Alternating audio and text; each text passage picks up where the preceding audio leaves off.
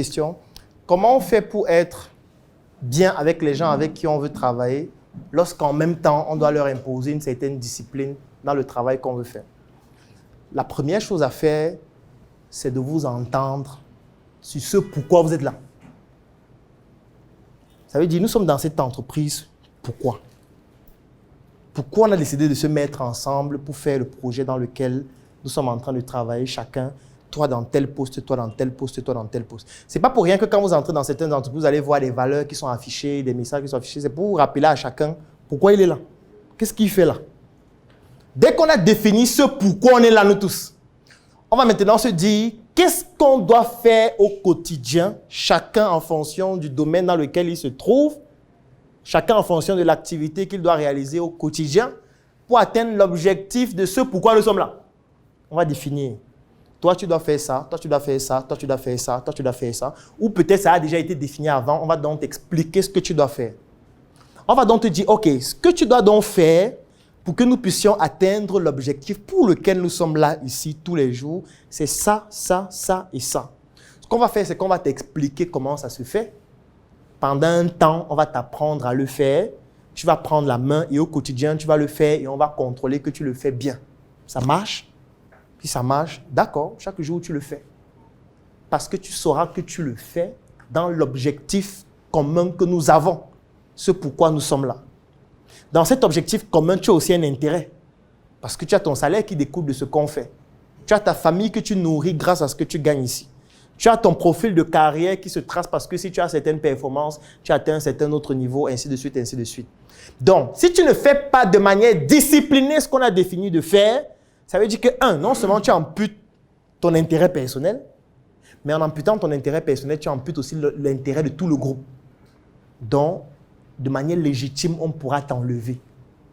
Si on se rend compte que tu ne respectes pas ce qui nous permet de pouvoir nous développer. Donc, en fait, pousser les personnes avec qui tu travailles à respecter ces règles, c'est même les aimer. C'est ça, les aimer. Mais il faut qu'ils comprennent ou qu'elles comprennent ces personnes. Pourquoi? Parce que je l'ai dit, tant qu'on n'a pas répondu à la question du pourquoi, on ne peut pas répondre à la question du comment. Si tu ne sais pas pourquoi tu fais ce travail, comment tu vas faire pour répondre à la question du comment le faire? Parfois, l'erreur qu'on commet, c'est de ne pas expliquer aux personnes avec qui on travaille pourquoi on travaille. Quel est l'objectif qu'on veut atteindre quand on travaille? Pourquoi ils sont là? Quel est leur rôle? Parce qu'il y a des gens qui sont là juste parce qu'il veut pointer, il veut gagner son argent à la fin du mois. L'entreprise que vous dites que vous voulez bâtir là, lui, ça ne le concerne pas. Et si tu as quelqu'un comme ça dans ton entreprise qui se comporte comme tel, il faut aussi te comporter envers lui comme tel. Parce que quelqu'un qui est juste là parce qu'il sait qu'il gagne de l'argent, ça veut dire qu'il pourrait aussi facilement aller ailleurs où il gagne plus, où il a plus d'avantages, où il travaille moins pour gagner plus, ainsi de suite. Donc, ce n'est pas quelqu'un sur qui tu peux te projeter sur le long terme. Donc, c'est quelque chose qu'il faut expliquer. C'est pour ça qu'il faut régulièrement discuter avec les équipes. T'entendre avec eux, c'est discuter avec eux. C'est de leur expliquer ce qu'ils doivent faire. C'est de leur montrer, lorsqu'ils commettent des erreurs, l'impact que cela a eu sur le résultat qu'on doit atteindre et sur eux-mêmes individuellement et sur l'entreprise de manière globale. Et que s'ils continuent à commettre ce genre d'erreurs, ça va faire que l'entreprise disparaisse. Et comme quelqu'un le disait sur une chaîne de télé, on ne peut pas sacrifier l'Afrique pour une personne. On ne peut pas. Donc si on a le choix entre sacrifier toute l'Afrique et tuer une personne pour que l'Afrique soit sauvée, on va faire quoi? On va le saccager avec les machettes pour sauver l'Afrique. Et c'est une métaphore que j'utilise pour dire qu'on va l'enlever pour qu'il ne pollue pas tout le projet. C'est tout.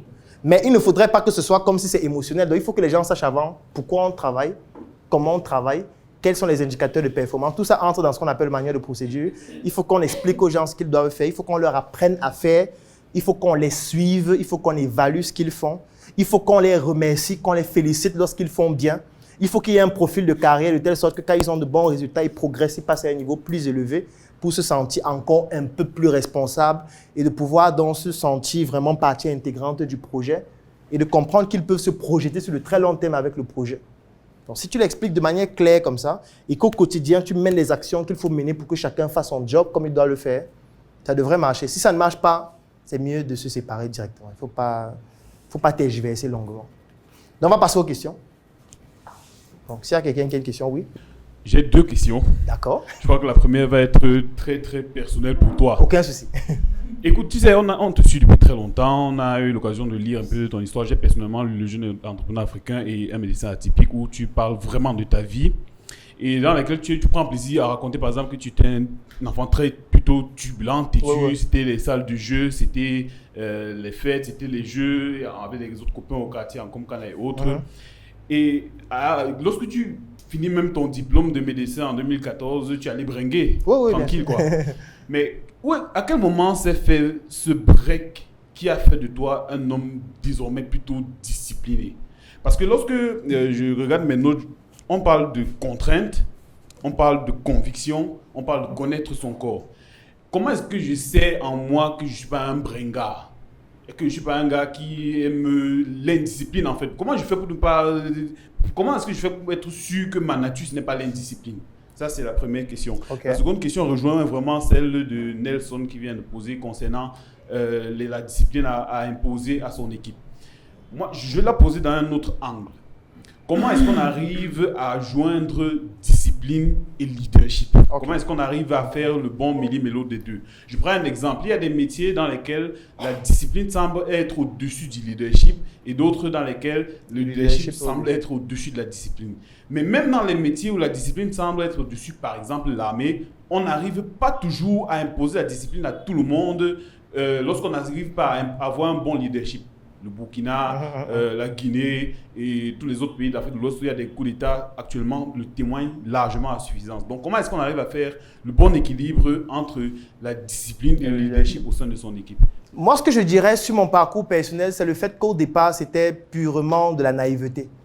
Donc je ne peux pas dire qu'au départ, j'étais quelqu'un de fondamentalement discipliné, surtout en ce qui concerne les études ou en ce qui concerne ce que je voulais réaliser plus tard.